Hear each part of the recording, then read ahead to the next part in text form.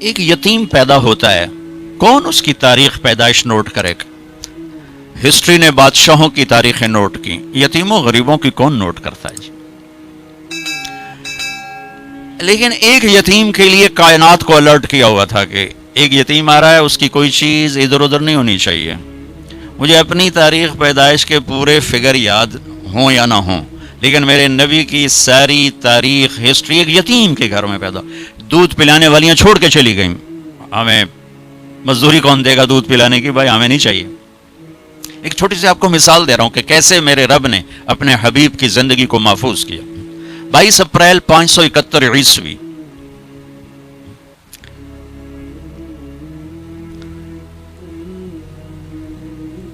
یہ عیسوی سن ہے.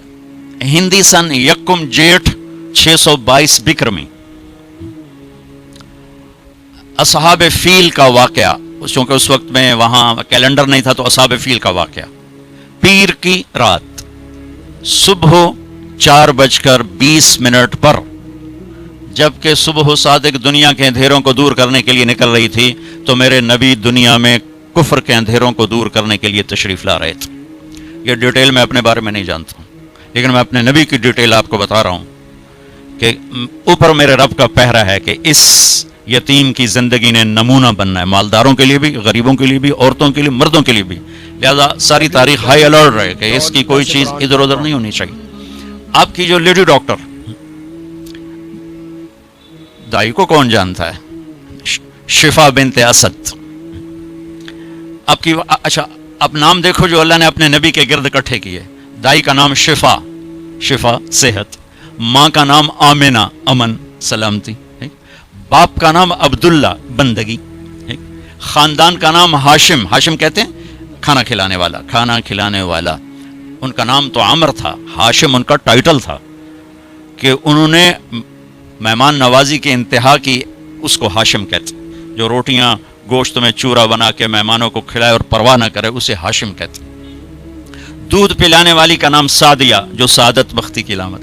ان کا جو قبیلہ سعد خوش بختی. نام حلیمہ، جو حلم اور اخلاق اور درگزر. اور مذہب کا نام اسلام، جو سلامتی. اور عقیدے کا نام ایمان، جو امن. کتنے خوبصورت لفظ اللہ نے اپنے حبیب کے گرد جمع فرمائے اور اپنا حبیب کا نام رکھوایا محمد اور احمد. سبحان اللہ. یہ جو عربی کے حروف ہیں کچھ نقطے والے ہیں، کچھ بغیر نقطے والے ہیں.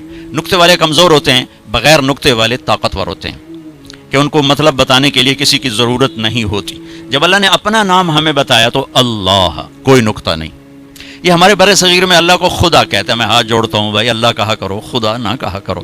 میں یہ نہیں آکھ رہا کہ غلط ہے، کوئی ہمیں کوئی فتویٰ نہ ٹھوک جاوے. ٹھیک ہے لیکن اللہ کا نام جیسے گاڈ نہیں، اللہ کا نام جیسے ایشور نہیں، اللہ کا نام جیسے بھگوان نہیں، اللہ کا نام خدا بھی نہیں ہے. اللہ کا نام صرف اللہ ہے اور یہ اللہ ہی سے ادا ہوتا ہے. دیکھو نام کو اس کے مطلب سے نہیں بیان کیا جاتا. میرا نام ہے طارق جمیل. طارق کہتے ہیں رات کو آنے والا یا دستک دینے والا. کوئی کہے گا جی مولانا دستک دینے والے کیا حال ہے آپ کا، یا مولانا رات کو آنے والے آپ کہاں رہے ہیں؟ کوئی کہتا کوئی نہیں. تمہارا نام کیا ہے؟ حسن. خوبصورت، ماشاءاللہ ہے بھی خوبصورت. ہاں بھائی میاں خوبصورت کیا حال ہے؟ کوئی کہتا ہے نہیں. نام کو ترجمے سے نہیں پکارا جاتا، نام کو نام سے ہی پکارا جاتا ہے.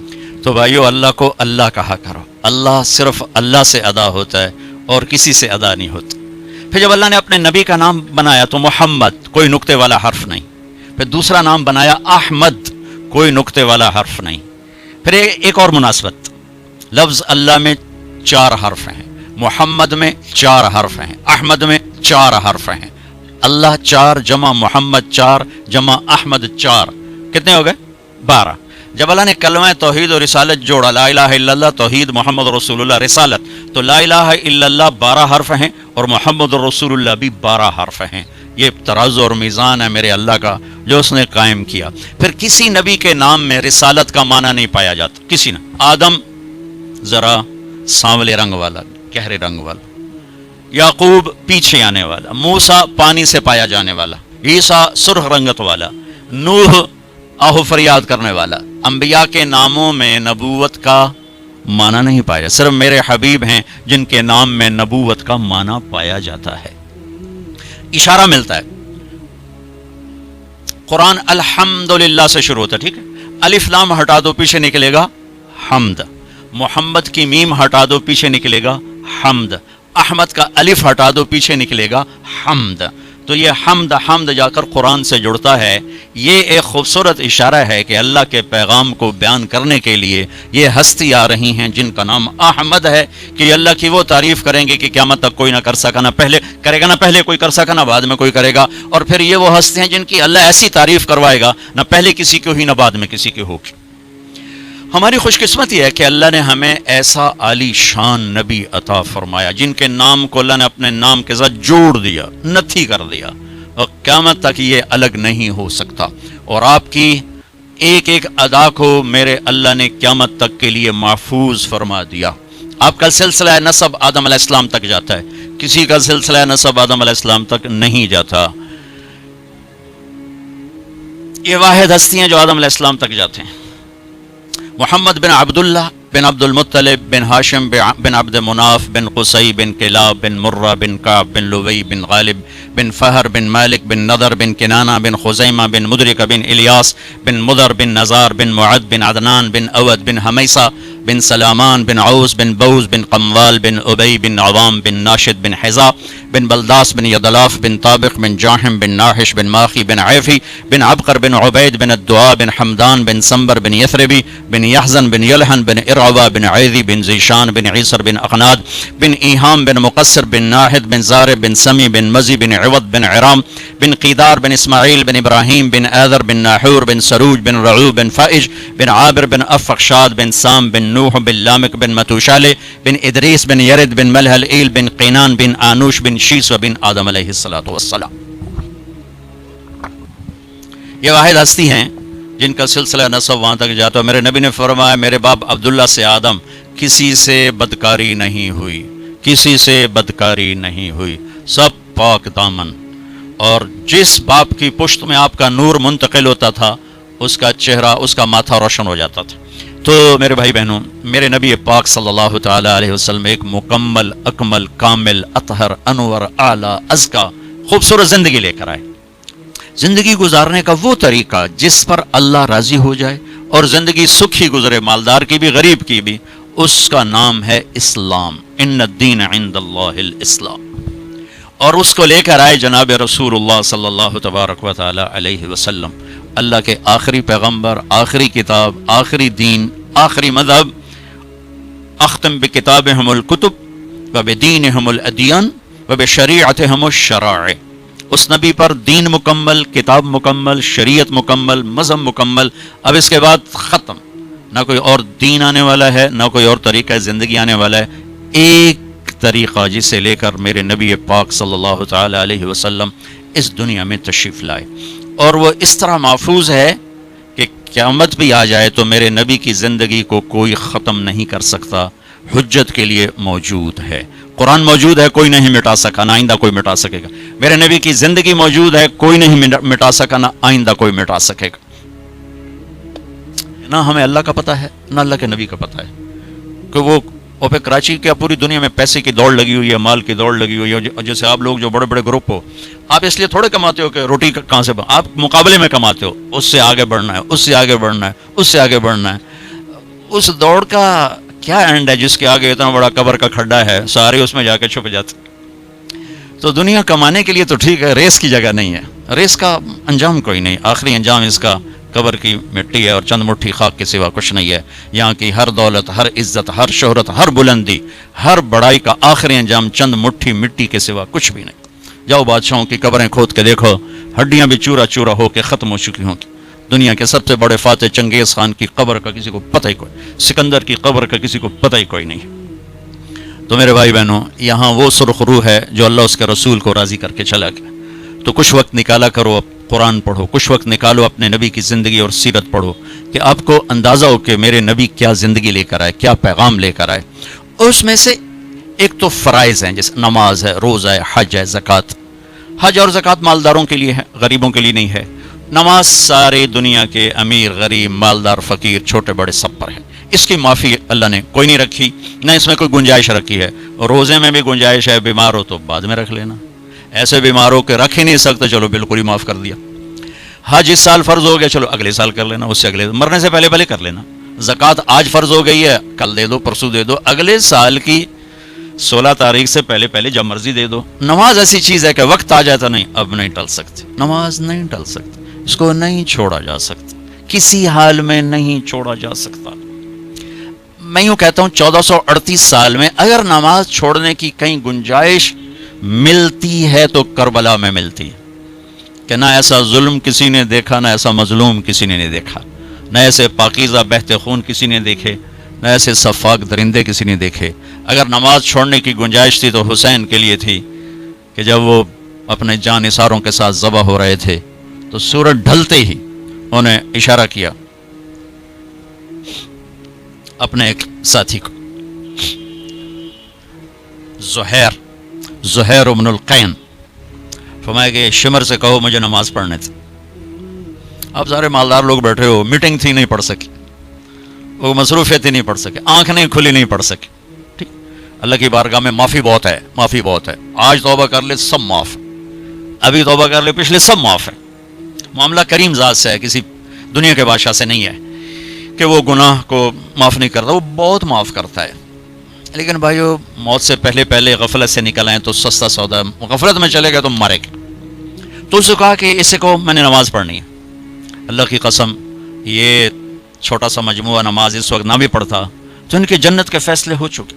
کیونکہ امام علی مقام جنگ سے پہلے اونگ آ گئی، نیند آ گئی، اندر میں اتنا اطمینان کہ موت دستک دے رہے ہو، اونگ آ گئی، آنکھ کھلی تو ہنسنے لگے، مسکرانے لگے. تو بہن نے پوچھا یہ کون سا مسکرانے کا وقت؟ حضرت زینب فرمان لگے اللہ کا نبی کی زیارت ہوئی، کہہ رہا بیٹا میں لینے کے لیے آ چکا، میں لینے کے لیے آ چکا. تو اب یہ نماز نہ پڑھتے تو کیا مسئلہ تھا؟ لیکن امت کے لیے پیغام ادھورا رہ جاتا کہ چھوڑی جا سکتی، چھوڑی جا سکتی نہیں، یہ نہیں چھوٹ سکتی. تو انہوں نے شمر سے کہا بھائی نماز پڑھنی ہے، تھوڑا جنگ روکو. تو شمر نے کہا کہ جنگ نہیں روکے گی، پڑھو یا نہ پڑھو. تو انہوں نے واپس آ کر عرض کیا کہ وہ کہہ رہے ہیں کہ جنگ نہیں رکے گی. تو پھر وہ کہتا چلو ٹھیک اللہ کے حوالے. انہوں نے فرمایا نہیں، نماز نہیں چھوٹے گی، آدھے ان سے جنگ کرو، آدھے نماز پڑھو. کتنے رہ گئے تھے ظہر تک؟ 50-55 باقی رہ گئے تھے. کہ آدھے جنگ کرو آدھے نماز پڑھو. آدھوں کو سامنے کھڑا کیا، آدھوں نے نماز پڑھی.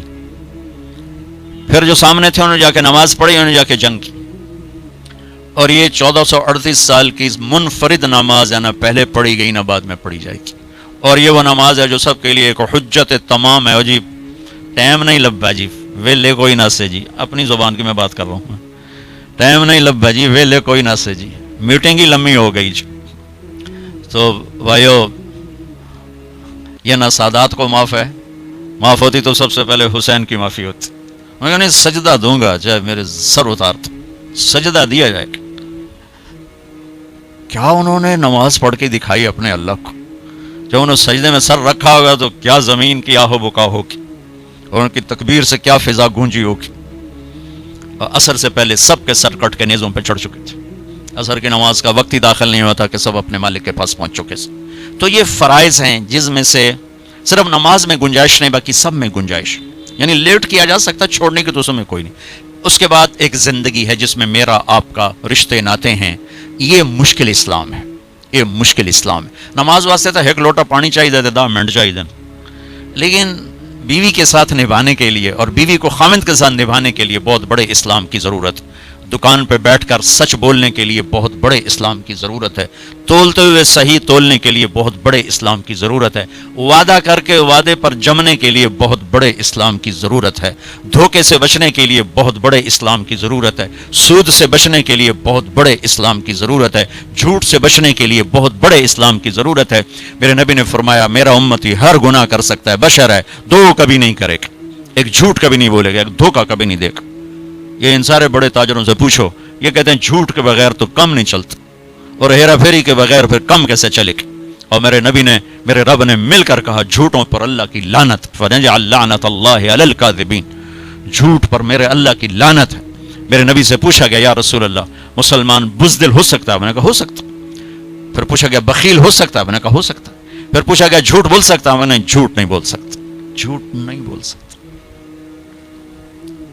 میرے نبی وضو فرما رہے تھے، اور صحابہ وضو کا پانی ہاتھوں پہ لے رہے تھے، نیچے نہیں گرنے دے رہے تھے. کوئی پی رہا تھا، کوئی منہ پہ مل رہا تھا، کوئی ہاتھوں پہ، کچھ سینے پہ. تو ہمیں کہا ما یحملکم علی ھذا، یہ کیوں کر رہے ہو؟ کہ حبا للہ ولرسولہ، کہ یا رسول اللہ، اس کے رسول کی محبت میں. آپ نے کہا سچی محبت بتاؤں کیا ہوتی ہے؟ سچی محبت بتاؤں کیا ہوتی ہے؟ من سرہ ان یحب اللہ ورسولہ ویحبہ اللہ ورسولہ. پھر میں تمہیں بتاؤں کہ مجھ سے اور میرے اللہ سے سچا پیار کرنے والا کون ہے؟ جس سے میں بھی پیار کرتا ہوں، میرا رب بھی پیار کرتا ہے، جان بہن سے. کیوں جی بتائیں؟ کہ فلیصدق الحدیث اذا حدث، وہ جھوٹ کبھی نہیں بولتا. وہ جھوٹ کبھی نہیں بولتا. جو مجھ سے اور میرے رب سے پیار کرتا ہے، جس سے میں اور میرا رب پیار کرتے ہیں، وہ جھوٹ کبھی نہیں بولتا، ہمیشہ سچ بولتا. فلیؤدی الامانۃ اذا تؤمن، وہ کبھی کسی کو دھوکہ نہیں دیتا، وہ امانت دار ہوتا ہے، کسی کو دھوکہ نہیں دیتا، کسی کو دھوکہ نہیں دیتا. جو مجھ سے پیار کرتا ہے میرے رب سے پیار کرتا ہے، جس سے میں پیار کرتا ہوں میرا رب پیار کرتا ہے، وہ کسی کو دھوکہ نہیں دیتا. فلیحسن جوار من جاور، وہ پڑوسی سے اچھا سلوک کرتا ہے، چاہے اپنا ہو، چاہے پرایا ہو، چاہے مسلم ہو، چاہے غیر مسلم ہو، وہ پڑوسی کے ساتھ حسن سلوک کرتا ہے. یہ 3 کام کرنے والا مجھ سے اور میرے رب سے پیار کرنے والا ہے، اور اس سے میں اور میرا رب بھی پیار کرنے والے ہیں. باقی سب دعوے باطل ہو کر عدالت سے نکال دیے جائیں گے. تو معاشرت ایک وہ اسلام ہے جس کے لیے بڑے ایمان کی ضرورت. میرے نبی نے 11 شادیاں کی، 11 گھر بسائے. اور ایک آپ کو حدیث سناتا ہوں، ما لی فی النساء من رغبۃ، مجھے عورتوں کی کوئی خواہش نہیں. ایک اور حدیث سناتا ہوں، ما تزوجت وما زوجت الا بوحی من السماء نزل به جبریل. میں نے جہاں شادی کی، میں نے جہاں بیٹی دی، پہلے آسمان سے وحی اتری، جبریل آئے، پھر میں نے شادی کی، پھر میں نے بیٹی کی شادی کی. یہ سب شادیاں اللہ کے امر کی تھی. آپ کی عمر 25 سال ہے، اور آپ ایک خاتون سے شادی فرما رہے ہیں جن کی عمر 40 سال ہے. ان کی ایک منگنی ٹوٹی ہے ورقہ بن نوفل کے ساتھ، چچا زاد بھائی تھے ورقہ بن نوفل. منگنی ہوئی، ٹوٹ گئی.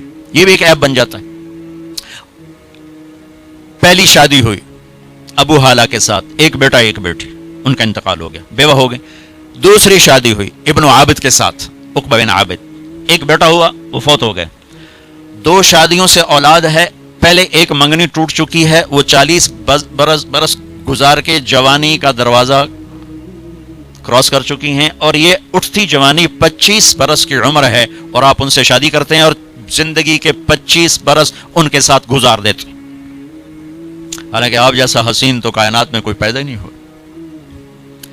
ایک بڑھیا نے آپ کا حلیہ بیان کرتے ہوئے کہا تھا، رأیت رجلا ظاہر الوضاء ابلج الوجه حسن الخلق لم تعبه ثجلة لم تزر به سعلة وسيم قسيم أزج أقرن في عينيه دعش في صوته سحل في لحيته كثافة في عنقه سطع. کیا خوبصورت تعبیر ہے. وہ یوں کہتی کہ میں نے ایک نوجوان دیکھا، مجھے یوں لگا جیسے 14ویں کا چاندی کپڑے پہن کے زمین پہ آ گیا. سبحان اللہ، جیسے 14ویں کا چاندی کپڑے پہن کے اتر آیا. ایسا حسن کے دیکھنے سے آنکھ نہ بھرے. وسیم، ایسا حسن کے جدھر سے دیکھوں حسن غلام نظر آئے. قسیم، فی عینیہ داج، آنکھوں میں چمک بھی، کشش بھی، حسن بھی، جمال بھی، کمال بھی، روشنی بھی، اور زبان میں مٹھاس بھی، ہیبت بھی، جلال بھی، جمال بھی. گردن سراہی دار، خوبصورت، سر سے لے کر پاؤں تک حسن کے پیکر. اور 40 سال کی عورت سے شادی کر، اور 50 برس عمر ان کے ساتھ ہوئی تو ان کا انتقال ہوا. اس کے بعد آپ نے 10 شادیاں اکٹھی کر لی. 50 سال ڈھلوان شروع ہو جاتی اور 10 شادیاں کا ما تزوجت وما زوجت، میرے رب کا آسمان سے امر آیا تب میں نے یہ شادی کی. ہر شادی کے پیچھے مصلحت تھی. میرے بھائی بہنوں، معاشرت کا اسلام مشکل اسلام ہے، اور اس کا درجہ عبادات سے بڑا ہے. نفلی عبادات، فرائض کا تو کوئی مقابلہ کوئی نہیں، نفلی عبادات سے اس کا درجہ بڑا ہے. اور خاص طور پر یہ خامند اور بیوی کا رشتہ، یہ تمام رشتوں میں سب سے اہم رشتہ ہے، سب سے بڑا رشتہ ہے، سب سے بنیادی رشتہ ہے. پہلا رشتہ جو اللہ تعالیٰ نے اس کائنات میں قائم کیا وہ آدم اور حوا، میاں بیوی کا. پہلا رشتہ میاں بیوی کا ہے. اور جنت میں بھی رشتہ میاں بیوی کا ہی رہے گا. ہر آدمی اپنی بیوی کے ساتھ، ہر بیوی اپنے خاوند کے ساتھ پوری جنت میں الگ الگ رہیں گے. اور ابتدائے رشتہ انسانیت ہوئی ہے خاوند اور بیوی کے ساتھ. آدم علیہ السلام کو پہلے پیدا کیا، ایک پیغام دیا کہ کائنات کا نظام مرد کے گرد گھومے گا، عورت کے گرد نہیں. مرد الرجال قوامون علی النساء کا مطلب ہے کہ کائناتی نظام اللہ نے مردوں کے سپرد کیا ہے، اس کو چلائیں گے، یہ چل. عورت اس کی معاون بنے گی، مددگار بنے گی. اس لیے آدم علیہ السلام کو پہلے وجود بخشا، ان کا پتلا بنایا، وہ پڑا رہا، وہ خشک ہو گیا، پھر اس میں روح ڈالی، پھر ان کو کپڑے پہنائے، پھر ان کو جنت میں ڈالا. اللہ نے اسی طرح حوا کا پتلا بھی بنا دینا تھا، ساتھ ہی ایک گارے کی ڈھیری بنا دیتے تو حوا کا پتلا بھی. اب خیال فرمائیں کہ اللہ نے عورت کو پہلے دن سے بے پرد نہیں رکھا، پہلے دن سے بے پرد نہیں رکھا. اللہ تعالیٰ کے ایک ڈھیری ساتھ حوا کی بناتے تو وہ کیا مسئلہ تھا، فرشتے ہی ہیں اور تو کوئی ہے نہیں. اور اللہ تعالیٰ ایک ڈھیری بنا کے چل بھائی آدم بن کے بن گیا، چل بھائی ہوں حوا بھی بنا دو، وہ بھی بن جاندی. دونوں ہی پڑے ہوتے نہیں، ایسا نہیں کیا ہے. حوا کی ڈھیری نہیں بنائی، حوا کے پتلے کو بے پرد نہیں رکھا. آدم کو سلایا، آنکھ کھلی تو پہلو میں حوا کو بٹھایا ہوا تھا، پورے لباس، پوری زیب و زینت کے ساتھ. تو آدم علیہ السلام کہنے لگے یہ کون ہے؟ کہ یہ تیری بیوی ہے، تیری زندگی کی ساتھی. اور عجب بات بتا، جنت جیسی نعمت کے باوجود آدم علیہ السلام جنت میں اداس رہتے تھے. ماں جی آئی تو تھا بیدا دل لگا، نہیں تو جنت میں بھی اداس رہتے تھے. تو اللہ تعالیٰ نے نکاح پڑھایا. تو اللہ تعالیٰ نے کہا آدم بیگم کا مہر ادا کرو. تو یہ مہر پہلے دن سے ہے. مہر کیا چیز ہے؟ کسی کی بیٹی کی قیمت نہیں. وہ جو مالدار گھرانے کی بچی ہو یا کسی جھوپڑے کی بچی ہو، مہر کسی کی بیٹی کی قیمت نہیں ہوتا. تھوڑا رکھو یا ساری دنیا سونا بنا کے مہر بنا دو، ایک بال کی بھی قیمت نہیں. مہر ایک علامت ہے، ایک علامت ہے کہ آج کے بعد اس لڑکی کا خرچہ یہ لڑکا اٹھائے گا. جب تک وہ زندہ اور یہ نکاح قائم ہے، یہ خرچہ خاوند قوامون علی النساء، گھر کا نظام مرد چلائے گا.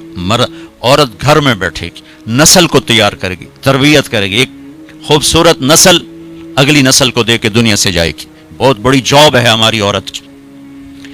تو اللہ نے کہا مہر ادا کرو. کہا جی کیا ادا کروں؟ تو کتنا سونا چاندی تھا؟ تو اللہ تعالیٰ کہتا دا من سونا انہوں چاہ کے دے. تو میرے رب نے کہا آدم تیری نسل میں میرے محبوب آنے والے ہیں، ان پر ایک دفعہ درود پڑھ دے، یہ تیری بیگم کا مہر ہے. ابھی آپ کا تو تذکرہ ہی کوئی نہیں ہے سوائے اللہ کے، کسی کو نہیں پتا کہ میں کس کو بھیجنے والا ہوں اور کیا کرنے والا ہوں ان کے لیے. لیکن آدم علیہ السلام کو اشارہ کر دیا کہ تیری نسل میں میرا محبوب آئے گا، تو اس پہ ایک دفعہ درود پڑھ بھائی، یہ تیری بیگم کا مہر ہے. یہ انسانیت کا پہلا رشتہ ہے. والدین کے حقوق کے لیے چند آیات، اولاد کے حقوق کے لیے چند آیات، بہن بھائیوں کے حقوق کے لیے چند آیات ہیں، خاوند بیوی کے لیے سینکڑوں آیات. پوری سورت اتری ہے، سورہ طلاق، پوری سورت، سورہ نساء، سورہ طلاق، سورہ مائدہ میں، سورہ بقرہ میں، سورہ آل عمران میں اللہ نے سینکڑوں آیات اتاری کہ یہ رشتہ باقی رہے. کیونکہ اس میں کمزوری ہے، اہمیت کے باوجود اس میں ایک کمزوری ہے کہ ایک بول پہ ٹوٹ جاتا ہے، باقی رشتہ ٹوٹتا نہیں. میں اپنی ماں کا فرما بردار ہوں یا نافرمان ہوں، ماں بیٹے کا رشتہ نہیں ٹوٹتا. باپ کا باغی ہوں یا باپ کا خدمت گزار ہوں، یہ رشتہ نہیں ٹوٹتا. بھائی سے لڑا ہوا ہوں یا صلح ہے، یہ رشتہ نہیں ٹوٹتا. لیکن خاوند اور بیوی کا رشتہ ایک بول پہ ٹوٹ جاتا. میرے نبی نے فرمایا علی طلاق سے بچنا. جب طلاق دی جاتی ہے تو اللہ کا عرش کانپ اٹھتا ہے، اللہ کا عرش کانپ اٹھتا ہے. جب بے جا طلاق دی جاتی، ضرورت کے تحت تو طلاق رکھی گئی، لیکن جیسے آج کل کی طلاقیں ہو رہی ہیں تو اللہ کا عرش کانپ اٹھتا ہے. میں اسلام آباد سے آ رہا ہوں تو وہاں ایک بچی ملی مجھے، کہا کہ مجھے طلاق ہو گئی، کہ سسرال والوں نے کہا تیرے ابے گڈی تو دیتی کو نہیں، چل واپس. اور خود وہ ڈاکٹر ہے، طلاق ہو گئی. تو اس طرح جب ظلم و ستم ہوتا ہے تو پھر اللہ کا عرش کانپ اٹھتا ہے. تو یہ رشتہ کیسے گزارنا ہے کہ زندگی خوبصورت ہو جائے. کیونکہ میری بات سن لیں غور سے، آپ مالدار لوگ بیٹھے ہیں، پیسے سے آپ زندگی کو خوبصورت نہیں بنا سکتے. گھر خوبصورت بنا سکتے ہیں، گاڑی خوبصورت لے سکتے ہیں، زیور خوبصورت خرید سکتے ہیں. زندگی کی خوبصورتی کا تعلق ان چیزوں سے نہیں ہے. زندگی کی خوبصورتی صرف میرے نبی کی غلامی میں ہے. نبی پاک صلی اللہ علیہ وسلم ایک پاکیزہ زندگی لے کر آئے. جو اس کے پیچھے چلے گا اس کی زندگی میں حسن آئے گا، جمال آئے گا، کمال آئے گا، باقی ویرانیوں کے سوا کچھ بھی نہیں. تو میرے نبی نے 11 گھر آباد کیے ہمیں زندگی سکھانے کے لیے. عورت مظلوم تھی ہر دور میں، آج بھی ہے اور پہلے بھی تھی. کہیں عورت بھی ظالم ہوتی ہے، میں کوئی صرف ان کا وکیل صفائی بن کے بات نہیں کر رہا ہوں، لیکن جو معاشرے میں ہے وہ بات کر رہا ہوں کہ عام طور پہ دیہات ہو، شہر ہو. اور ہمارے یورپ کی عورت تو بڑی بیچاری مظلوم ہے، نہ وہ ماں ہے، نہ بیٹی ہے، نہ بیوی ہے، نہ بہن ہے، کچھ بھی نہیں. ایک ٹیشو پیپر ہے جو استعمال کے اٹھا کے پھینکتے. تو میرے نبی نے بھی اس کو ہائی لائٹ کیا. آپ تو شریعت لے کر آئے تھے، آپ نے زیادہ اس کو ہائی لائٹ کیا. تو آپ نے فرمایا جس کو اللہ نے 3 بیٹیاں دیں اور اس نے ان کی شادی کر دی تو جنت میں میرا ساتھی ہو جائے گا. تو ایک صحابی نے عرض کیا یا رسول اللہ اگر 2 بیٹیاں ہوں؟ تو میں جو 2 بیٹیوں کی شادی کرے گا وہ بھی جنت میں میرا ساتھی ہوگا. ایک نے کہا یا رسول اللہ اگر 1 بیٹی ہو؟ اللہ اس کا بھلا کرے، کسی کی ہوتی ہے ایک. کہ یا رسول اللہ اگر 1 بیٹی ہو، جو 1 کی بھی شادی کرے گا وہ جنت میں میرا ساتھی ہوگا. ٹھیک، اب 10 بیٹوں کی شادی کرو تو جنت کا وعدہ کوئی نہیں، اور 1 بیٹی کی ڈولی اٹھا دو تو میرے نبی فرما رہے ہیں وہ جنت میں میرے ساتھ ایسے ہوگا. ایسے کیوں؟ 2 انگلیوں کو اشارہ کیا کہ میرے ساتھ ایسے ہوگا. اس کی کمزوری کی وجہ سے کہ وہ پستی ہے. تو میرے نبی نے مختلف مزاج کی عورتوں سے شادی کر کے خوبصورت زندگی پیش کی، نمونہ پیش کر کے تشریف لے کے. بچوں سے نسل چلتی ہے، بچے باپ کی جگہ سنبھالتے ہیں اور ان کی شادی کرنے پر اجر ہے، جنت کا وعدہ کوئی نہیں. اور بچی پرائی نسل لے کر چلتی ہے، اپنا گھر چھوڑ کے دوسرے گھر چلی جاتی ہے. اور میرے نبی فرما رہے ہیں 3 کی کرے تو ایسے، اور 2 کی کرے تو ایسے، اور 1 کی کرے تو میرے ساتھ ایسے ہے، اور 10 بچوں کی کرے تو اجر تو ملے گا، جنت کا وعدہ کوئی نہیں. پھر آپ نے فرمایا جس نے اللہ کو 2، آپ کے نہ فرمایا جس کو اللہ نے 2 بہنیں دیں یا 2 بیٹیاں دیں. کبھی بیٹی ہوتی ہے بہن نہیں ہوتی، کبھی بہن ہوتی ہے بیٹی نہیں ہوتی، اور اس نے ان کی شادی کی اور ان کا حق ادا کیا تو وہ جنت اس پہ واجب ہو گئی. جنت اس پہ واجب ہو گئی. حق ادا کرنے کا کیا مطلب ہے؟ ہمارے پورے بر صغیر میں، دنیا کا تو پتہ نہیں ہے، بہنوں کو کچھ نہیں دیا جاتا، صرف جہیز دیا جاتا ہے. پنجاب ہو، سندھ ہو، بلوچستان ہو، سرحد ہو، ہر جگہ بہن کو، بہت کم لوگ ہیں جو بہنوں کو باپ کی وراثت میں سے پورا حصہ دیتے ہیں، ورنہ بھائی کھا پی جاتے ہیں. ہمارے ہاں تو ذمہ دار جیلی انگوٹھے لگا کے زمین پہ قابض ہو کے بیٹھ جاتا، دینا ہی سوال ہی نہیں پیدا ہوتا. اور میرے رب نے جب قرآن اتارا تو بیٹی کی وراثت پہلے بیان کی، بیٹے کی وراثت بعد میں بیان کی. یہ عجیب بات ہے. یہ عرب کا دستور تھا کہ بچی کو کچھ نہیں ملتا تھا، سارا بیٹے کا. ہندی ثقافت میں بچی کے لیے کچھ نہیں، سب بیٹے کا ہے، بچی کے لیے جہیز ہے بس. میرا نبی جو دین لائے اور عرب کا جو ماحول تھا وہ یہ تھا سب کچھ بیٹے کا. تو قرآن یوں سوال اٹھاتا تو پھر بیٹی کو کیا ملنا چاہیے؟ یوں سوال اٹھاتا تو اللہ کہتا بیٹی کو بیٹے کا آدھا ملنا چاہیے. لیکن اللہ نے جب قرآن اتارا تو ایسا خوبصورت انداز میں اتارا کہ اللہ نے یہ سوال اٹھایا کہ بیٹے کو کتنا ملنا چاہیے. بیٹے کو تو مل ہی رہا تھا پہلے، لیکن اب قرآن کی یاد میں پیش کرتا ہوں. قرآن نے یوں سوال اٹھایا کہ بیٹے کو کتنا دیا جائے گا، جیسے بیٹے کا حق ہے ہی کوئی نہیں، بیٹے کو کتنا ملے گا؟ تو اللہ نے کہا للذکر مثل حظ الانثیین، جتنا ہم نے 2 بیٹیوں کا حق رکھا ہے اتنا 1 بیٹے کو دے دیا جائے. حالانکہ ماحول کے مطابق ہونا چاہیے تھا جتنا ہم نے بیٹے کا حق رکھا اس کا آدھا بیٹی کو دے دیا جائے. میرے رب نے کہا جتنا 2 بیٹیوں کا ہم نے حق رکھا ہے وہ 1 بیٹے کو دے دیا جائے. پورے عرب کی تہذیب پر ہتھوڑا چلایا کہ جس پیٹ سے بچہ نکلا اسی سے تو بیٹی نکلی، جس چھاتی کا دودھ بیٹے نے پیا اسی کا تو بہن نے پیا ہے، اسی کا تو بیٹی نے پیا ہے. جس چھت کے نیچے بچہ پروان چڑھا اسی کے نیچے تو بچی پروان چڑھی، جس گود میں بیٹا پروان چڑھا اسی گود میں تو بیٹی کھیل کے پروان چڑھی. اور دوسرے گھر جا کر تم نے اس کا حق اڑا دیا. چور چوری کرے تو پکڑ کے تھانے دیتے ہو، یہ جو سارے بھائی چور بیٹھے ہیں ان کو پکڑ کے تھانے کیوں نہیں دیتے ہو؟ جنہوں نے اللہ کی شریعت کو یوں مذاق اڑا کے رکھ دیا. میں رائمنڈ جب پڑھتا تھا تو میں اپنے استاد صاحب جن سے میں نے قرآن کی تفسیر پڑھی ان کے لیے شہد کی بوتل لے کر گئے، 10 روپے کی شہد کی بوتل اپنے باغ سے میں نے اتروایا. میں نے پیش کیا کہ استاد جی آپ کے لیے شہد لایا ہوں. کہنے لگے کہاں سے لائے ہو؟ میں نے کہا جی میرے اپنے باغ کا ہے. اب آپ سوال پہ غور کرنا.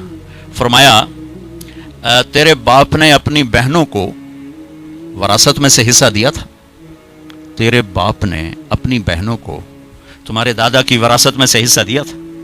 میں نے کہا جی اللہ کا بڑا شکر ہے میرے باپ کی بہن ہی کوئی نہیں تھی، جے ہوندی تا کدی نہ دیندے، کون دیندا ہے، جے ہوندی تا کدی نہ دیندے۔ میں نے کہا جی شکر ہے 2 ہی بھائی تھے، انہی کی ساری زمین ہے، وراثت ہے، میرے ابے کی بہن ہی کوئی۔ اچھا تو تیرے دادا نے اپنی بہنوں کو حصہ دیا تھا؟ میں کہا میں جمعیا ہی کوئی نہ ہوں، میرے کو کی پوچھی جانتے ہو دادے دیتا ہے کہ نہیں دیتا۔ اتنی ریسرچ کے بعد ایک 10 روپے کی شہد کی بوتل مجھ سے قبول فرمائی۔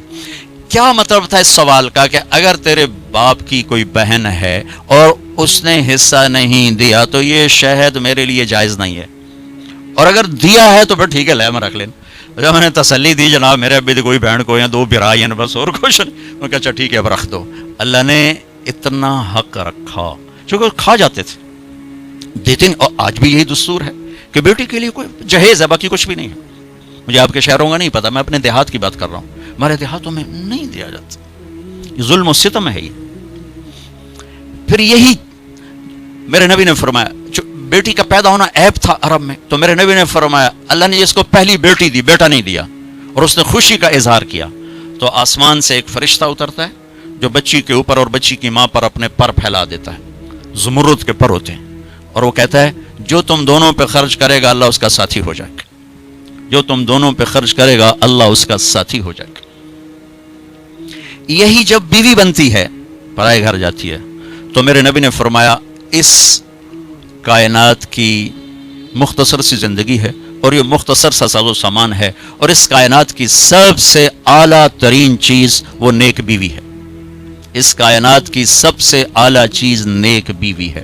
اور آپ نے فرمایا خیرکم خیرکم لأہلہ، اعلیٰ درجے کا مسلمان وہ ہے جو بیوی سے حسن سلوک کرتا ہو۔ اور پھر آپ نے فرمایا انا خیرکم لأہلی، اور میں تم سب میں سب سے زیادہ اپنی بیویوں کے ساتھ حسن سلوک کرتا ہوں۔ میں ایک حدیث چند دن پہلے پڑھی، حیران ہو گیا کہ کیا دلداری ہے اپنی بیگم کی۔ اچھا پہلے ایک تھوڑی سی بات سنیں، میرے آپ کے اللہ ہم سب کے مقدر میں اللہ جنت کرے، جنت اللہ کا مہمان خانہ ہے، اور انسان کی تکمیل ہوگی جب اللہ سامنے آئے گا، اللہ کا دیدار ہو، اللہ کے دیدار کے بعد جنت کی بھی طلب ختم ہو جائے گی، کسی کو جنت یاد نہیں رہے گی، سب کہیں گے یا اللہ بس تجھے ہی دیکھتے رہیں اور کچھ نہیں چاہیے۔ اور اس کائنات میں ایک ہستی ہیں جنہوں نے سر کی آنکھوں سے اس دنیا میں رہتے اپنے اللہ کو آنکھوں سے دیکھا، وہ میرے نبی ہیں، وہ میرے نبی ہیں۔ جنت کی اعلیٰ درجے کی نعمت وہ دنیا میں حاصل کر چکے ہیں۔ طائف کے واقعہ کے بعد جب آپ تشریف لائے اور آپ زخمی اور دل بھی زخمی اور جسم بھی زخمی، تو آپ ٹوٹے ہوئے تھے، تو اللہ نے کہا میرے حبیب آپ پھر تجھے اپنا آپ دکھاتا ہوں۔ تو طائف کے مشقت کے بدلے اللہ نے اپنا آپ دکھایا اور پردے ہٹا دیے، اور حبیب اور محبوب آمنے سامنے ہوئے، اور میرے السلام علیکہ ایھا النبی ورحمۃ اللہ وبرکاتہ۔ کمال ہے کہ رب اپنے حبیب کو سلام پیش کرے، کیا کمال ہے۔ تو اس کے بعد میں کہاں سے الفاظ لاؤں سمجھانے کے لیے کہ میرے نبی کے اندر اللہ کی کیا طلب اور کیا تڑپ ہوگی۔ اللہ کی قسم صرف مجھے آپ کو سمجھانے کے لیے ہے۔ آپ نے کہا عائشہ انہو لیہون علی الموت ان اریتک زوجتی فی الجنہ، عائشہ مجھے جب سے پتا چلا ہے کہ تو جنت میں میری بیوی ہے تو میرے لیے تو مرنا ہی آسان ہوگی۔ جس نے اللہ کو دیکھا ہو، اور آپ کے آخری الفاظ تھے اللہم الرفیق الاعلی، یا اللہ ہم تیرے واسطے بیٹھا ہے، میں نے بولا جلدی بولا۔ اور پھر وہ کہہ رہے ہیں عائشہ جس دن سے پتا چلا نا کہ تو جنت میں بھی میری بیوی ہے تو میرے لیے تو موت ہی آسان ہو گئی۔ اللہ اکبر، کیا دلدار، اللہ کی قسم دلداری ہمیں سمجھانے کے لیے کہ میں اپنی بیوی کے ساتھ کیسے چلوں، اور بیگمات میرے نبی کے ساتھ کیسے چلے، یا عورتوں کو سمجھانے کے لیے کہ ایک عورت اپنے خامند کے لیے کیسے زندگی گزارے۔ 2 مہینے گھر میں چولہا نہیں جلتا اور سب وفادار ہے، کوئی شکوہ شکایت نہیں۔ اچھا ایک عرب کی ثقافت بتاتا ہوں، بیوی سے اظہار محبت عیب تھا عرب کی تہذیب میں، اور معشوق سے اظہار محبت فخر تھا۔ شاعری بھری پڑی ہے، عرب کی شاعری بھری پڑی کہ محبوبہ سے اظہار عشق فخر، بیوی سے اظہار عشق ہے۔ اس تہذیب میں میرے نبی کی مجلس اور دربار میں ایک شخص آ کر آپ سے پوچھتا ہے ایو الناس احب الیک، یا رسول اللہ آپ کو سب سے زیادہ کس سے پیار ہے؟ یہ کان میں نہیں کہا، پوری بھری مجلس میں کہا، یا رسول اللہ آپ کو سب سے زیادہ کس سے پیار ہے؟ آپ نے بھری مجلس میں فرمایا عائشہ سے، عائشہ سے۔ وہ تو بندہ ہل گیا، وہ کہنے لگا یہ کیا؟ اس نے جلدی سے سوال، یا رسول اللہ آنی من الرجال، یعنی میرا مطلب ہے کہ آپ کو مردوں میں کس سے زیادہ پیار؟ تو آپ نے سمجھ لیا بھائی کتوں بول رہا ہے، تو آپ نے کہنا تھا ابو بکر سے، تو آپ نے فرمایا عائشہ کے ابا سے۔ پھر حضرت عائشہ کا نام ہے، کہا عائشہ کے ابا سے مجھے سب سے زیادہ پیار ہے۔ میرے بھائی بہنوں، یہ اللہ نے ہمیں زندگی سکھائی ہے، میرے نبی نے ہمیں زندگی سکھائی ہے کہ ایک گھر کیسے چلتا ہے۔ اللہ کی قسم، سونے چاندی سے نہ مرد کو خرید سکتے ہو، نہ بیوی کو خرید سکتے ہو۔ میٹھے بول، اچھے اخلاق ہیں جس سے آپ خوبصورت زندگی، شکلوں کا حسن کچھ دنوں کے بعد ماند پڑ جاتا ہے، پیسے کی کھنک کچھ دنوں کے بعد سنائی نہیں دیتی، اور رویوں کا حسن وہ زندگی کو تازہ رکھتا ہے، اور رویوں کی شدت وہ زندگی کو صحرا بنا دیتی، ویران بنا دیتی۔ ایک کڑوا بول ساری رات بیوی کی نیند اڑا دے گا، ایک بدتمیزی کا بول خاوند کی ساری رات کی نیند اڑا دے گا، ایک بیٹے کی ٹیڑھی نظر ماں باپ کے جگر زخمی کر کے رکھ دے گی، اور ایک بیٹی کا بدتمیزی کا بول ساری رات ماں کو رولاتا رہے گا۔ زندگی کا حسن و جمال چیزوں سے نہیں ہے، وہ یہ بڑے بڑے کاروبار سے نہیں ہے، زندگی کا حسن میرے نبی کی خوبصورت زندگی میں ہے۔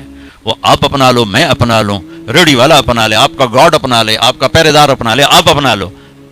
زندگی کا حسن اللہ کی قسم صرف محمد مصطفیٰ صلی اللہ علیہ وسلم کی مبارک اور پاکیزہ زندگی میں۔ پھر آخری خطبہ، عسیٰ اللہ تلقونی بعد عامی ھذا، لوگوں یہ میری تمہاری آخری ملاقات۔ خود واضح فرمایا 15 منٹ کی تقریر میں جس رشتے کو اٹھایا اور بیان کیا، صرف خامد اور بیوی، نہ ماں باپ کو بتایا، نہ بچوں کو بتایا، نہ بہن بھائیوں کو بتایا، نہ چاچے تائی بتائے، نہ داد کے نان کے سسرال بتائے، صرف بیوی کا۔ استوصوا بالنساء خیرا، میری آخری وصیت ہے بیویوں سے اچھا سلوک کر، اپنی بیویوں سے اچھا سلوک کر۔ اس کا مطلب یہ نہیں کہ بیویوں کے لیے میرے رب نے، میرے نبی نے کچھ نہیں فرمایا، دونوں کو بیلنس کیا ہے۔ میرے نبی کے پاس ایک بچی ہے، یا رسول اللہ میری شادی ہونے لگی تو میرے خامند کا میرے اوپر کیا حق؟ تو آپ نے فرمایا تیرے خامند کے جسم پہ پھوڑے نکل آئیں، پھوڑوں میں پیپ پڑ جائے، اور تو زبان سے چاٹ چاٹ کے انہیں صاف کرے، تو بھی تو نے اپنے خامند کا حق ادا نہیں کی۔ جس شخص کی بیوی ناراض ہو بغیر کسی شرعی وجہ کے، جیسے ہماری آج کل کی ناراضگیاں، پیچھے کوئی شرعی وجہ نہیں، اور اس کو خامند کو ناراض کر کے وہ رات گزار رہی ہے، تو ساری رات اس پہ اللہ کی لعنت برستی رہتی۔ بیلنس کیا دونوں کی۔ ہاں، مرد کو زیادہ ذمہ دار ٹھہرا ہے، اس میں کوئی شک نہیں، کیونکہ کسی کی بیٹی کو لے کے جانا کوئی چھوٹی ذمہ داری نہیں ہے، اور شریف زادیوں کی جہاں ڈولی اترتی وہیں سے ان کے جنازے اٹھتے ہیں، گھٹ گھٹ کے مر جانا ان کی سرشت میں ہوتا ہے۔ طلاق ہمارے یہاں ایک لعنت ہے کہ گزارا نہیں ہوتا تو بھی کر گزارا، نہیں ہوتا کر گزارا۔ ایسے موقعوں کے لیے تو اللہ نے جدائی کر رکھا۔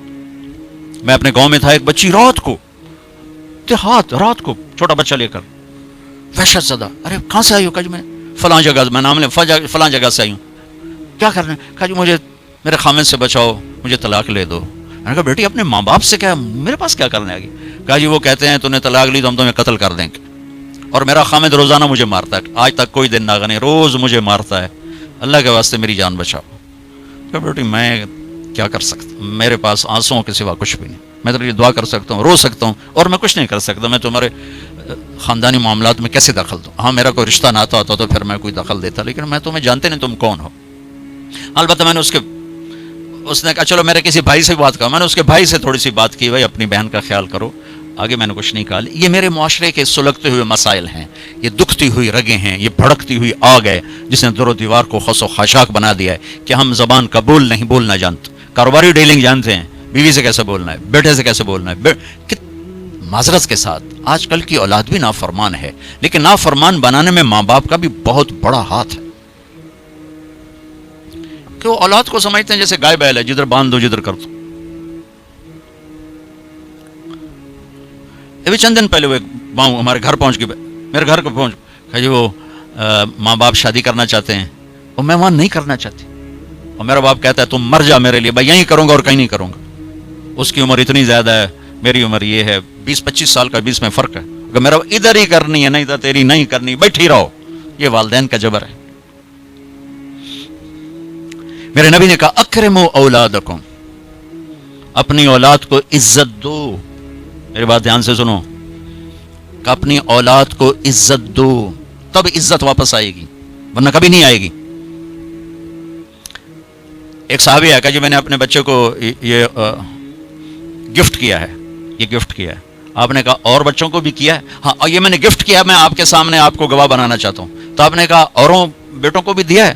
کہا جی نہیں، اوروں کو نہیں دیا۔ کہا میں ظلم کا ساتھی نہیں بن سکتا، چلا جا واپس، تیری اولاد میں نفرت پیدا ہو جائے گی، کسی ایک کو ترجیح دو گے، باقی میں تم زہر ڈال رہے ہو۔ یہ چاروں طرف بکھرے ہوئے مسائل ہیں۔ اور میرے نبی کیسے عزت دیتے تھے؟ آپ کی اور حضرت فاطمہ کے گھر کی دیوار ایک تھی، اور آنا جانا روز کا کام تھا، روز کا۔ جب حضرت فاطمہ رضی اللہ تعالیٰ عنہا گھر میں تشریف لاتی، میرے نبی بیٹھے ہوئے چارپائی پر، زمین پر، یا کسی موڑے پر، کرسی پر۔ کرسی بھی تھی میرے نبی کے گھر، بلکہ مجھے ایک حدیث بھی یاد آ گئی، آپ مسجد میں تشریف لائے تو آپ کے لیے کرسی رکھی گئی، ممبر کی وجہ کرسی رکھی۔ تو آپ بیٹھے نہیں رہتے تھے، آؤ بھائی فاطمہ کی حال ہے، اب کھڑے ہو جاتے تھے، آپ کھڑے ہو جاتے، اور یہاں نہیں کھڑے رہتے تھے، یہ دروازہ، آپ تیزی سے آگے بڑھتے، اور حضرت فاطمہ کیسے ہاتھ پکڑ لیتے تھے اور ہاتھ کا بوسہ لیتے تھے، یہاں ادھر بوسہ لیتے، اور ہاتھ پکڑے پکڑے پکڑے پہلے بیٹی کو بٹھاتے تھے، اس کے بعد خود بیٹھتے تھے۔ یہ آپ نے عزت دی اپنی اولاد کو۔ ہم کبھی اٹھتے ہیں اپنی اولاد کی؟ ہماری اولاد کو جرت نہیں ہوتی کہ اپنے دل کی بات اپنے ہم سے کر سکے۔ اور ایک دوسرا ہے کہ ہم ان کو نہ نبی بتاتے ہیں نہ قرآن بتاتے۔ میں بیٹھا تھا اپنے گھر فیصل آباد، تو ایک نوجوان اس کا باپ کہا جی یہ میرا بچہ نو سمجھاؤ، اور اس کا باپ روئی جا رہا روئی جا رہا روئی جا رہا، اور ایسے پتھر بن کے بیٹھا ہوا۔ میں بڑا حیران ہوا، پیو روندا پہ ہے تو انج بیٹھا جی میں مورتی ہوندی، تو میں اس کو جانتا بھی نہیں، میرے اوپر اثر ہو رہا ہے، اور جائے انہوں پالیا پوسیا ایتھو تائیں پڑھایا، وہ پتھر بیٹھا ہوا۔ میں کیا شیخ صاحب اس کو پڑھایا کہاں تھا؟ کہا جی امریکن سکول۔ اس کے بعد کہا جی آسٹریلیا۔ میں کہا ہوں تسی ہور روو، انہوں تو پتہ ہی کوئی نہیں باپ ہوندا کی، انہوں کی پتہ پیو کی ہوندا۔ باپ کا پتہ تو قرآن بتاتا ہے، باپ کا پتہ میرے نبی کی زندگی بتاتی، انہیں کیا پتہ ماں باپ کیا ہوتا؟ یہ تو میں رونا ہی پڑے گا۔ پھر آپ نے والدین کے لیے بتایا، آپ نے کہا کاش میرے ماں باپ زندہ ہوتے، جو کہ ماں باپ تو باپ ہی تو دیکھے ہی نہیں، ماں کو دیکھا 6 برس، کاش میرے ماں باپ زندہ ہوتے، میں ان کی بڑی خدمت کرتا۔ اور ان میں سے کوئی ایک ہوتا ہے ماں کو کہ جو کہ ماں دیکھا ہے نا، باپ تو دیکھا نہیں۔ تو کہا میری یہ حسرت ہے کہ میں مصلی پہ کھڑا ہوتا اور میں عشاء کی نماز پڑھ رہا تھا، اور میں سورۃ فاتحہ پڑھ رہا تھا، الحمدللہ رب العالمین، اور میرے گھر سے میری ماں مجھے کہتی محمد، تو میں ماں کے لیے نماز توڑ کے کہتا لبیک اماں جان، نفل نہیں، فرض نماز، فرض نماز۔ میں کہتا اماں جی لبیک، میں حاضر ہوں۔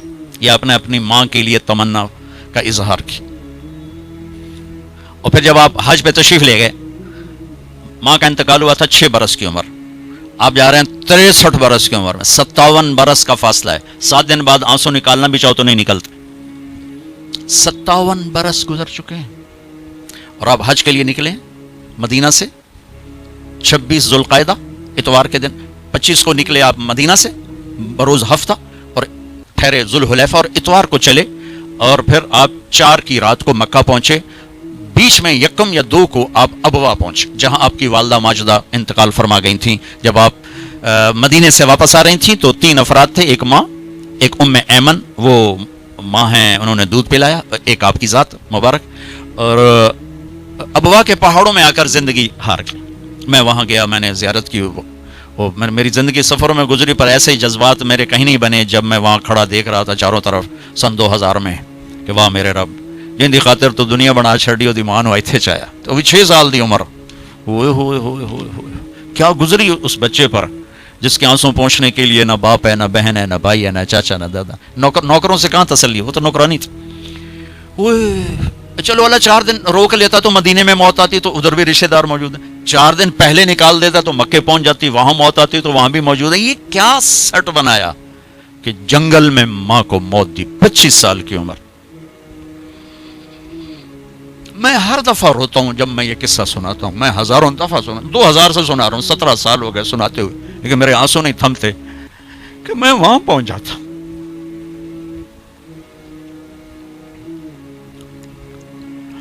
زندگی یہ روشنی آدمی کو دھوکہ دے دیتی. پھر یہ جیسے کاروباری لوگ ہیں انہیں پیسے کے سوا سوچتے ہی کچھ نہیں. میں ایسے دیکھ رہا تھا یا اللہ یہاں تھے یہاں تو نے اپنے کیا گزری ہوگی میرے نبی کی ذات اور کیا گزری بتاتا ہوں.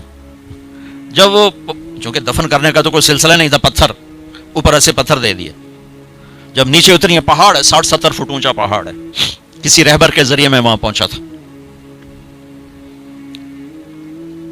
اونٹنی کے قریب پہنچے تو آپ نے پھر پیچھے دوڑ لگائی, واپس دوڑے اور پہاڑ پہ چڑھ گئے. پیچھے پیچھے ایمن چڑھی تو انہوں نے جو منظر دیکھا وہ ابوا کے پہاڑ بھی روئے ہوں گے, کیا ماں کی قبر کو لپٹ کے اوپر پڑے ہوئے تھے. اور جب وہ قریب گئیں تو سنا آپ کہہ رہے تھے ماں جی آپ کو تو پتا تھا آپ کے سوا میرا کوئی نہ تھا, پھر آپ مجھے چھوڑ کے کہاں چلی گئی. اللہ اکبر. ایمن نے کھینچا تو اٹھنے سے انکار کر دی, کھینچ کے لے گئی اور مکے تک آنسوؤں کے سوا کچھ نہیں تھا. 57 برس کے بعد دو جہان کے سردار اللہ کو آنکھوں سے دیکھنے کے بعد, جنت کو دیکھنے کے بعد, نبوت کی عالی شان نعمت ملنے کے بعد, 9 بیویوں کے بعد, آپ ماں کی قبر کے پہاڑ کے نیچے آ کے اونٹنی روکی, سارا مجمع ساتھ ہے, اب ماں کی قبر کے سرانے احرام, اپریل گرمی, سننگا, یوں بیٹھے, گھٹنے اٹھائے, ہاتھ یہاں رکھے اور سر یہاں دیا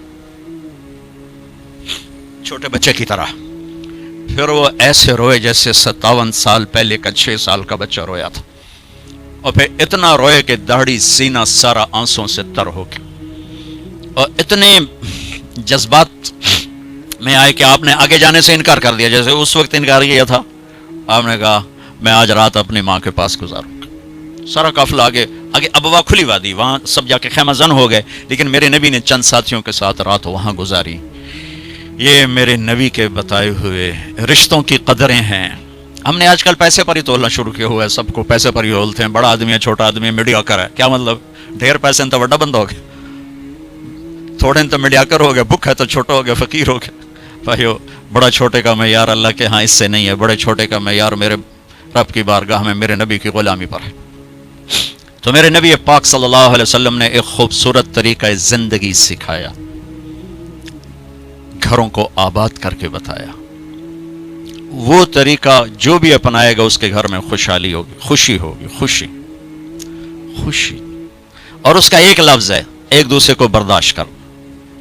یہ آتے ہی بیوی میری غلام بن کے چلے, میں حاکم ہوں, اور بیوی آتے کہ ہونی تھے میری چلے گی, تیری ماں دی نہیں چلے گی, تو سوائے پھر بھڑکتی آگ کے کچھ بھی نہیں ہوگا. رشتوں کو میرے بھائی بہنوں صرف برداشت سے چلایا جاتا ہے, رشتوں پر مسلط ہو کے رشتے آباد نہیں ہوتے. جھکنا پڑتا ہے, سہنا پڑتا ہے, دبنا پڑتا ہے. جو دبنا سیکھے گا اللہ کی قسم اس کی زندگی خوبصورت ہو جائے گی. اس کا شکل صورت سے تعلق نہیں, سونے چاندی زیور سے تعلق نہیں. خوبصورت اخلاق زندگی کو 4 چاند لگا دیتے ہیں. بد اخلاقی زندگی, میرے نبی میں ایک حدیث یاد آ گئی, اجتنبوا الدمن الخضراء. تو آپ کے الفاظ تھوڑا مشکل تھے, تو صاحب نے کہا رسول اللہ, آپ نے کہا الدمن الخضراء سے بچو. یا رسول اللہ دمن خضراء کیا ہوتا ہے؟ آپ نے کہا المرأة الحسنہ فی المنبت السوء. بد اخلاق خوبصورت عورت سے بچو, اس کے حسن پہ نہ ریجھ جانا ورنہ زندگی تباہ ہو جائے گی. بد اخلاق سے بچو, بد اخلاق سے بچو. آدمی بھوک پر گزارا کر سکتا ہے, کڑوے بول پہ گزارا نہیں کر سکتا. عزت دو ایک دوسرے کو, گھروں کو آباد کرنا, عزت دو. میرے نبی نے عزت دے کر دکھایا. عرب میں جب عورت ناپاکی کی حالت میں ہوتی تھی تو وہ اپنے خامد کے ساتھ نہیں سو سکتی تھی, الگ کر دیا جاتا تھا اسے. حضرت ام سلمہ رضی اللہ تعالیٰ عنہ, حضرت ام سلمہ رضی اللہ تعالیٰ عنہ, وہ رات کو اللہ کے نبی کے ساتھ ایک چارپائی پر سوئے ہوئے, تو انہیں محسوس ہوا کہ وہ ناپاکی کی حالت میں چلی گئیں. وہ چپ کر کے اٹھ گئیں اور جا کر کپڑے تبدیل کر کے ایک طرف ہو, آپ کی آنکھ کھلی, دیکھا ام سلمہ نہیں, دیکھا تو ادھر, اللہ کے نفس تھی, لگتا ہے تجھے مینسس کا, جی ہاں, کہا ادھر میرے پاس ہی آ کے لیٹو. دوبارہ اپنے پاس آ کے ان کو لٹایا. یہ عزت ہے جو میرے نبی نے اپنے گھر والوں کو دی ہے. جہاد کا سفر تھا، جہاد کا، اور قافلہ چلنے لگا. حضرت عائشہ بیٹھ گئیں، ٹھیک، تو یوں دیکھا تو گلے میں ہار کوئی نہیں. تو انہوں نے کہا یا رسول اللہ میرا تو ہار گم ہو گیا. تو آپ کہتے تجھے ہار کی پڑی، ادھر جہاد کا سفر ہے، چل. آپ نے کہا چلو بھائی عائشہ کا ہار ڈھونڈو. سارے لشکر کو ہار ڈھونڈنے پہ لگا دیا. اور ڈھلتا سورج ٹھنڈا ہو گیا تھا جب سفر کی تیاری ہو رہی تھی، تو شام ہو گئی، ہار نہیں ملا. تو اب مغرب پڑی، عشاء پڑی، تو اندھیرا چھا گیا، سفر بھی نہیں ہو سکتا. صبح ہی سفر کرنا، فجر کا وقت داخل ہوا، پانی کوئی نہیں. پانی ان کا پانی آگے تھا جہاں انہوں نے پہنچنا تھا. اب پانی کوئی نہیں، نماز کیسے پڑھیں گے؟ تیمم کی ابھی آیت کوئی نہیں آئی ہے. تو سارے لوگ ابو بکر کے پیچھے پڑ گئے، تیری بیٹی کی وجہ سے نا آج یہ دن دیکھنا پڑ رہا ہے. اب بتا پانی ہے نہیں تو نماز کیسے پڑھیں گے؟ اب ابو بکر کو بیٹی پہ غصہ چڑھا، وہ آئے سیدھے اللہ کے نبی کے خیمے میں. تو آگے اللہ کے نبی، اما عائشہ فرماتی میری گود میں سر رکھ کے سوئے ہوئے تھے اور وہ ایسے بیٹھے ہوئی تھیں. تو باپ تو ڈانٹ سکتا ہے، لیکن اب ڈانٹیں تو وہ سوئے ہوئے ہیں، تو اب وہ ایکسپریشن سے ڈانٹ رہے ہیں تیری وجہ سے. اور ان کے یوں پسلی میں نا آ کے انگلی ماری زور سے، ایسے زور سے انگلی ماری. وہ کہتے میں ایسے ہو گئی تاکہ میں ہلوں نہیں کہ اللہ کے نبی کی آنکھ نہ کھلے. تو کہ غصہ اتار کے باہر آ گئے، باہر وہ تانے پڑ رہے. اللہ کے نبی کی آنکھ کھلی، نماز کا یا رسول اللہ پانی کوئی نہیں، نماز کیسے پڑھیں گے؟ اب اسی پریشانی میں تھے کہ جبریل آ گئے، فتیمموا صعیدا طیبا، چلو ہم مٹی سے وضو کی اجازت ہے، تیمم کرو. کبھی کسی امت کو تیمم نہیں ملا، بلا مٹی سے بھی آدمی پاک ہوتا، منہ تو مٹی مارو بندہ پاک ہوتا. آپ نے چلو منہ پہ ایسے کرو ایسے، چلو نماز پڑھو بھائی. تو پھر وہ جو پہلے سب ناراض ہو ابو بکر سے کہنے لگے بھائی ابو بکر آج تیرے گھر کی طفیل کتنی بڑی رحمت ہمیں مل گئی، کتنی بڑی برکتیں ہمیں مل گئیں. تو تیمم کی آیت اتری اس موقع پر جب حضرت عائشہ کا ہار گم ہوا، آپ نے سب کو اس کے ڈھونڈنے پہ لگا دی. تو فجر کی نماز ہوئی، تھوڑا سویرا ہوا، تو پھر حضرت عائشہ کہنے لگی یا رسول اللہ چلو ہار تو ملتا نہیں، چلیں. پھر آپ نے کہا چلو بھائی کوچ کرو. جب اونٹنے کو اٹھایا تو ہار پھسل کے نیچے گیا پڑا تھا، تو پھر ہار بھی مل گیا. یہ دلداری ہے میرے نبی کی اپنے گھر کے لیے. میرے بھائی بہنوں، کسی کی بیٹی کو لے جانا بہت بڑی ذمہ داری ہوتی ہے، اور میں یہ دکھ سے کہتا ہوں کہ میرا سسرالی معاشرہ بڑا ظالم ہے، بہت ظالم. کوئی لاکھوں میں ایک گھر ایسا ملتا ہے جس کو لے جاتے ہیں اس کو عزت دیتے ہیں، ورنہ تانے کے سوا کچھ نہیں ہوتا. نہ ساس کے پاس، نہ سسر کے پاس، نہ خامند کے پاس، نہ خامند کی بہنوں کے پاس. سر اس کے عیب بھی دیکھے جاتے ہیں، خوبیاں دیکھنے والا گھر کوئی کوئی ہوتا ہے. ایک حدیث یاد آئی، آپ نے مدینے والوں کی تعریف کرتے ہوئے فرمایا کہ یہ جو میرے مدینے کے صحابہ ہیں نا، انصار، یہ اتنے عالی لوگ ہیں کہ ان کے گھر میں کسی کی بچی آ جائے اسے یوں لگتا ہے جیسے میں اپنے ہی گھر میں آ گئی. یا اپنے انصار کی تعریف فرماتے ہوئے فرمایا کہ یہ میرے مدینے والے ساتھی ایسے ہیں، ان کے گھر میں کسی کی بچی کی ڈولی اترے اسے یوں لگتا ہے میں اپنے ہی گھر میں ہوں. تو سسرال والوں سے کہتا ہوں جس کی بیٹی لے جاؤ اسے اپنا گھر بنا کے دے دو، اسے اپنا گھر محسوس کرے، اپنا گھر اسے بنائے. ورنہ جانے والی بیٹی کا اللہ نے حق رکھا ہے، شریعت نے حق رکھا ہے کہ اگر وہ تمہاری طرح مالدار ہیں تو انہیں الگ گھر میں اتارو تاکہ کوئی ان کی زندگی میں داخل نہ ہو سکے، وہ اپنی زندگی گزارے. ان میں جو جھگڑا ہوگا تھوڑا ہوگا، لیکن ادو سس بولی ادو سورا ادو نو بولی ادو او بولے ادو او بولیا، وہ تو میری کھچڑی پک جانتی، مطلب مناوے کا انہوں تے رساوے کا انہوں. تو شریعت نے حق رکھا ہے کہ اس کو الگ گھر میں اتارو. اس کی ہمت نہیں تو اس کو کرائے کا گھر لے کر دو، وہ کہے کہ مجھے الگ کر دو، مجھے کرائے کا گھر لے کر دو، تو وہ نافرمان نہیں، اسے گھر لے کر دو. اگر اس کی گنجائش نہیں تو گھر میں ایک پورشن اس کے لیے لے کر رکھو. ایک پورشن کی گنجائش نہیں تو ایک کمرہ، ایک ٹوائلٹ، ایک کچن اس لڑکی کا حق. کچن اس کے ذاتی استعمال میں ہو، ٹوائلٹ اس کے ذاتی استعمال میں ہو، کمرہ اس کے ذاتی استعمال میں ہو. یہ تین چیزیں اس کا لازمی حق ہیں. اگر یہ بھی نہیں کر سکتا تو وہ تسبیح پڑھے تھے، روزے رکھے تھے، اللہ اللہ کرے کسی دی بیٹی نو ضرور دھکے دیونے تے ذلیل کرنا، ایدوں ہی دھکے تے ایدوں ہی دھکے، پھر چپ کر کے شادی نہ کرے، بس بھائی کہ اللہ اللہ کرے. یہ اللہ نے جانے والی کا حق رکھا ہے. ہماری معاشرت ہندو معاشرت ہے جس میں جوائنٹ فیملی سسٹم چلتا ہے، یہ بہت اچھا تھا، بہت اچھا تھا، ایک دوسرے کی مدد ہوتی تھی. ابھی ایک مصیبت بن گیا ہے کہ ایک دوسرے میں دخل دینا ایک فرض بن گیا، ایک دوسرے کی زندگی کو تلخ کرنا یہ فرض بن گیا. کس میں جھگڑا نہیں ہوتا، بڑوں کا کام ہوتا ہے سلجھانا، ہم اسے الجھانے میں لگ جاتے. میرے نبی اپنی بیٹی کے گھر آئے، حضرت عائشہ وہ آگے پریشان، فاطمہ وہ آگے پریشان بیٹھی. آپ نے کہا کیا ہوا؟ کہ میرا اور علی کا جھگڑا ہو گیا. ایسی پاکیزہ جوڑی کہ جنت میں نور کی چمک اٹھے گی. لوگ پوچھیں کہ جنت یہ نور کہاں سے ہے؟ تو فرشتے کہیں گے اوپر کی جنت میں علی و فاطمہ مسکرائے ہیں، ان کے دانتوں کے نور سے نکلے نور نے جنت کو روشن کر دیا ہے. یہ اتنا بڑا جوڑا ہے. لیکن دنیا ہے. آپ نے کہا علی کدھر کا؟ یہ باہر نکل گیا. آپ ان کے پیچھے گئے، دیکھا تو مسجد میں سوئے تھے. ان کو کہا ابو تراب اٹھو، یہ ٹائٹل یہاں دیا ابو تراب اٹھو. ان کو لے کر آئے، گھر تشریف لائے، زمین پر لیٹ گئے. علی کو دائیں طرف لٹایا اور فاطمہ کو بائیں طرف لٹایا. علی کا ہاتھ پکڑ کے اپنے پیٹ پر رکھا، ادھر سے فاطمہ کا ہاتھ پکڑ کے علی کے ہاتھ پر رکھا، اور بیٹی کے ہاتھ کے اوپر اپنا ہاتھ رکھا. اب یہ علی کا ہاتھ، یہ فاطمہ کا ہاتھ، یہ میرے نبی کا ہاتھ علیہم الصلوات و تسلیمات. ٹھیک. اور فرمایا بولو بھائی ہماری صلح ہوگی. پوچھا نہیں کی لڑائی ہو، یہ جڑے پوچھنے والے ہو لڑا کے آ جان. تو کیا کیا ابھی، تو کیا کیا، وہ ڈھیر لاڑ لوڑ کے ویلے ہوئے بیٹھے. تو میرے نبی نے پوچھا نہیں ہاں بھائی تو کیا کہتا اور تو کیا کہتی. میرے نبی نے یہ کیا اور کہا علی فاطمہ کہو ہماری صلح ہو گئی. دونوں نے کہا جی ہماری صلح ہوگی. ٹھیک ہے. پھر آپ نکلے خوش خوش، چہرہ نورانی. صحابہ نے عرض کیا رسول اللہ آج آپ بڑے خوش نظر آ رہے. کہا میں علی و فاطمہ کی صلح کرا کے آ رہا ہوں. یہ بڑوں کا کام ہوتا ہے. اب لڑکی والے اپنے اٹھا لیتے ہیں، کمر کس لیتے ہیں سوٹے، اور ادھر لڑکے والے اپنے سوٹے کس لیتے ہیں. بچے کی زندگی برباد ہو کر رہ جاتی.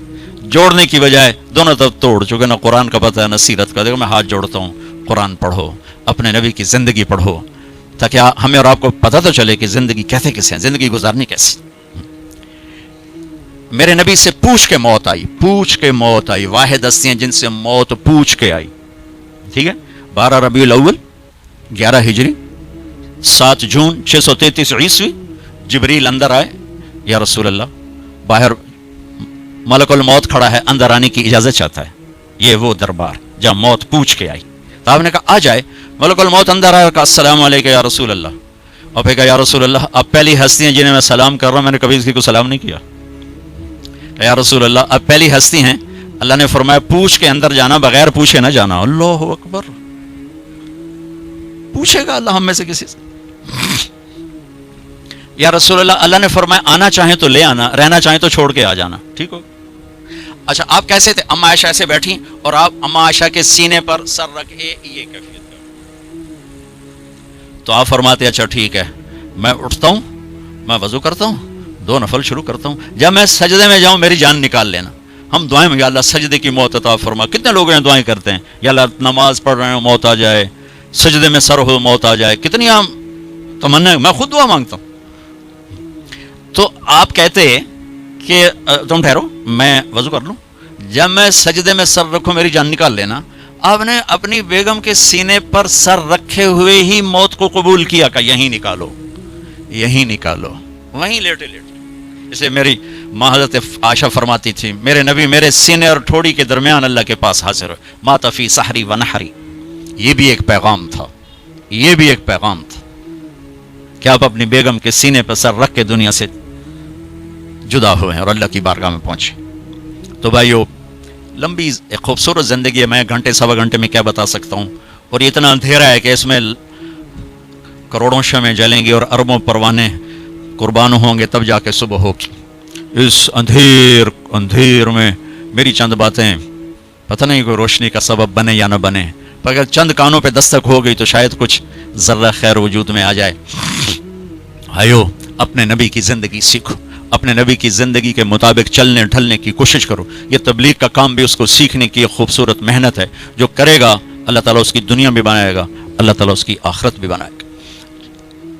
آخری بات یہ کہتا ہوں اپنے گھروں کو آباد کرنا ہے تو اس زبان پہ قابو پانا سیکھ لیں، اس زبان پہ قابو پانا سیکھ لیں، اس زبان پہ قابو پانا سیکھ لیں.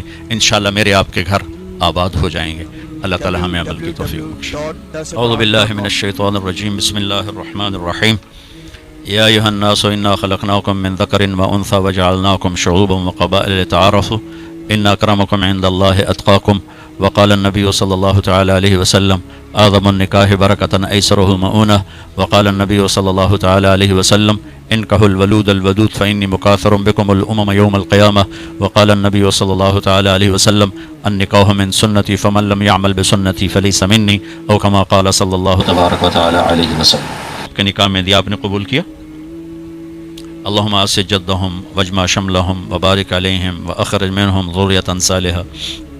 اللہم الف بین قلوبہم واصلحہم واصلح ذات بینہم. اللہم الف بین قلوبہم واصلحہم واصلح ذات بینہم. اللهم الف بین قلوبہم واصلحهم واصلح ذات بینہم اللهم اسد جدہم واجمع شملہم وبارک علیہم واخرج منہم ذریۃ صالحہ.